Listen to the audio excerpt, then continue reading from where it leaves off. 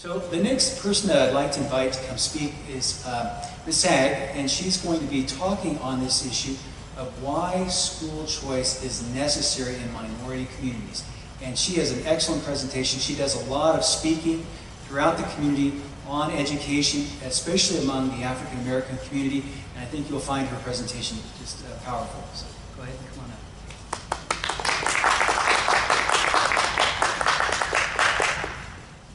First of all, thank you very much for inviting me tonight. And my topic is going to be on why inner city children and families need school choice. I live right now in one of the most dangerous cities on the FBI list to live. In 1970s, we actually were an all-American city. And in 50 years, there have been dramatic changes taking place. And before we can go forward, we always need to go backwards a little bit. So in 1619 was a 400 year of Africans being brought here to the United States. During this period of time, we knew that education was going to be the key to our success. So we not only survived, but we thrived in that environment. We learned how to read, even though we endured unspeakable torture. We were the inventors, the mathematicians, and the scientists in the society. During that period of time, things really changed, say from the 1950s or 60s on, where we were some of the most educated people here in the United States. But today, things have changed drastically for us. In the 1960s, almost 90% of black children were from a two-parent household, meaning them God-centered. 75% of black children now are born out of wedlock. 70% of boys in California don't meet the state reading and writing standards. 50% of boys in California don't meet the state English standards. 80% of black boys fail to meet state reading standards by the 4th grade. A large percentage of these kids will end up on welfare, homeless, in jail, or in the graveyard. 6% of juvenile delinquents and 80% of adults, inmates are illiterate. 40% of black boys in California do not finish high school. California black students are twice as likely as white students to be identified for learning disabilities and are likely to be identified as special education in general. Your child like to learn to read, your child unlike to learn to read proficiently. California ranks 46 out of 50 states in the nation in 4th grade reading proficiency, even though California teachers are some of the highest paid in the nation. Now I call this the CARE program. When I was growing up, we had health education classes. As you guys remember, you're old enough, the girls went to one class, the boys went to another class.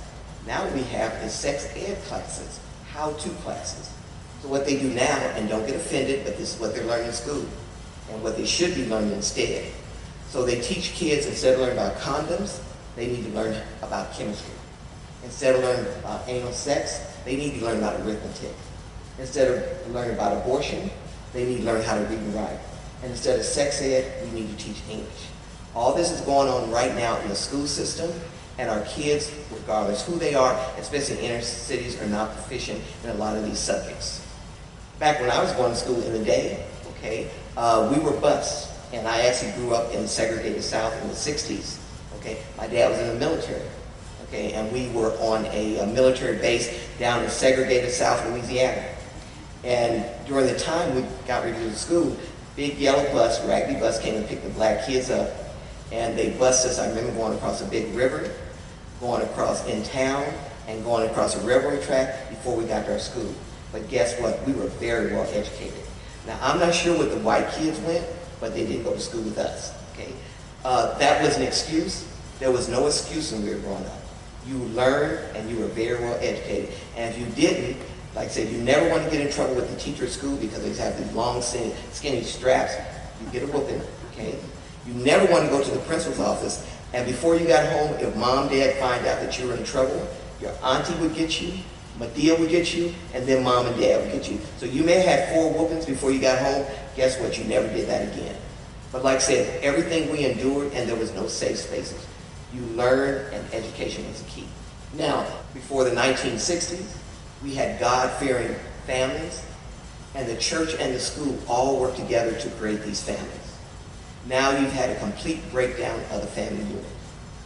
And we still know that education is key. Frederick Douglass said, it is either to build strong children or to repair broken men. We have an educational system and a family system now that has been completely disintegrated. Okay? And we've got to get the churches involved in order to make this work again, where the church will build itself up with the kids, and then they can actually build the families up, but that schools can also be a part of that. Parents have forgotten that you have power. For some reason, back in the 60s, it seemed like it was a sea change, and just like we gave up all our power, okay? We replaced the government with moms and dads and their parents. And for parents to stand up once again and take their power back and take their children back, realize you're in control, and if you have a government or a political party that's not doing what you want, guess what, guys? You have the vote, and they need to be voted out of office. You need to go run for school boards. You need to go run for city council, and we need to get these families back intact the way they once were. Because as the family goes, so goes the whole nation. Now, Mr. Duncan said, I believe that education is a civil rights issue of our generation. Okay? And if you care about promoting opportunity and reducing inequality, the classroom is a place to start. Great teaching is about so much more than education. It is a daily fight for social justice. Now, if you see in 1960s and between 2019, now in 1960s, that's what our families looked like. Mom, dad, I actually had 5 brothers, I was the only girl. But the picture you saw there is what we looked like. Now you have a family with no family structure at all. And what has happened, the government has come in and replaced the dads in the home. And so goes the family, so goes the structure of the family, and so goes society. Now you have a lot of single moms, and they're not getting that family support at all. So even if when I was growing up, maybe for some reason the dad wasn't home or somewhere or whatever, we had a family structure. We had grandmas, we had aunties, we had big mamas, and we actually had an actual village. And that made a difference in kids' lives. These poor kids don't have that anymore. So what we need to do as churches especially, we're going to have to step into that role that once we had and now we don't anymore. I want to show you just a short video here. And when you look at this, it's called The Race for Life, White Privilege. And I want you to look at the questions as you go along. And then I call it In Front of the Line. And at the end of the video, I'll come back and you'll see why I call it that. Line up! Line up! Everybody line up! We're about to race! Everybody line up! Shoulder to shoulder, take off your backpacks. Basketball, line up, we're about to race. Hey, we are racing for a $100 bill. The winner of this race will take this. A $100 bill. Before I say go, I'm going to make a couple statements. If those statements apply to you, I want you to take 2 steps forward. If those statements don't apply to you, I want you to stay right where you're at. Take 2 steps forward if both of your parents are still married. Take 2 steps forward if you grew up with a father figure in the home. Take 2 steps forward if you had access to a private education. Take 2 steps forward if you had access to a free tutor growing up. Take 2 steps forward if you've never had to worry about your cell phone being shut off. Take 2 steps forward if you've never had to help mom or dad with the bills. Take 2 steps forward if it wasn't because of your athletic ability, you don't have to pay for college. Take 2 steps forward if you never wondered where your next meal was going to come from. I want you guys up here in the front just to turn around and look. Every statement I've made has nothing to do with anything any of you have done. Has nothing to do with decisions you've made. Everything I've said has nothing to do with what you've done. We all know these people up here have a better opportunity to win this $100. Does that mean these people back here can't race? No.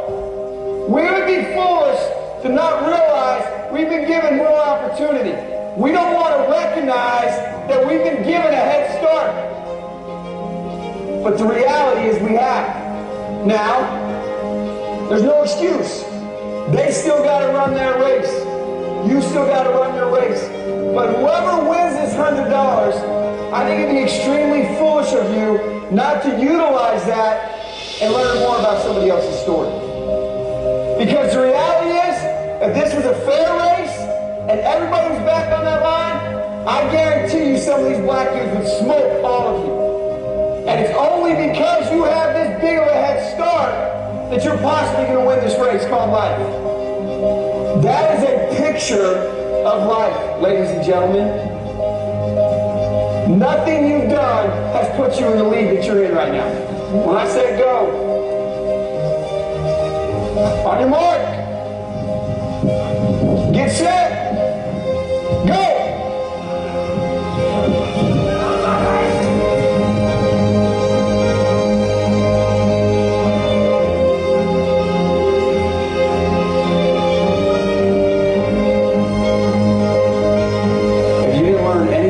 Activity, you're a fool.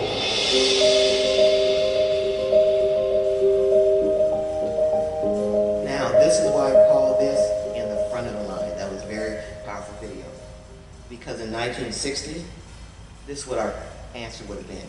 Both parents are still married, check. These are black families. Grew up with father figure in home, check. Access to tutor and good education, check. Because people in your neighborhoods or family are very well educated.